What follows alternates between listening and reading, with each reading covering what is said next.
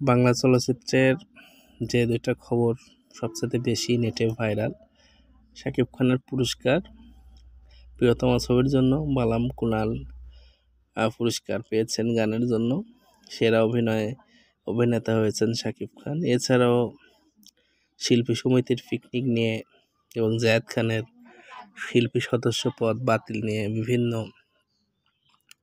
নেটে, ইউটিউব, ফেসবুকে আমরা দেখতে পাচ্ছি। পিকনিকে অনেক তারকার সমাগম হয়েছিল। এখানে অনেকেই কথা বলেছেন, মোহাম্মদ ইকবাল, আশাদ আদনান সাহেব সহ আরও অনেকেই উপস্থিত ছিলেন। জায়েদ খানের শিল্পী সমিতির পদ বাতিল হওয়াতে তিনি আর নির্বাচনে হয়তো দাঁড়াতে পারবেন না, এমন আশঙ্কা। আসলে তিনি হয়তো নির্বাচন করবেনও না, কারণ তিনি বিভিন্ন সময়ে বিভিন্নভাবে ব্যস্ত থাকেন। আজকে তার একটা ইন্টারভিউ দেখলাম। তো শাকিব খানের রাজকুমারের শুটিং তো শেষ হয়ে গেছে, 2 সপ্তাহ পিছিয়ে তুফান ছবির কাজ হবে।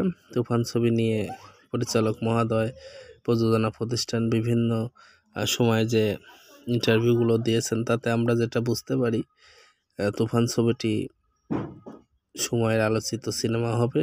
ও আরেকটি কথা যেটা না বললেই না, আপনার রাজকুমার ছবির গান টিজার রেডি হচ্ছে, যে কোনো মুহূর্তে প্রকাশ পাবে, কারণ ঈদে তো ছবিটি মুক্তি পাবে। এছাড়াও বালাম এবং কুনাল টাইটেল ট্র্যাক গানটি রাজকুমার বলেছেন বা গেয়েছেন। তারা বলছেন যে প্রিয়তমাকেও ছাড়িয়ে যাবে রাজকুমারের এই টাইটেল ট্র্যাকটি। আর রাজকুমার ছবিটি সবারই অনেক বেশি আশা আছে তাকে নিয়ে, এবং আর বালাম এখানে ভালো গান করুক, আমরা সেটা চাই। কুনাল তো বরাবরই সেরা।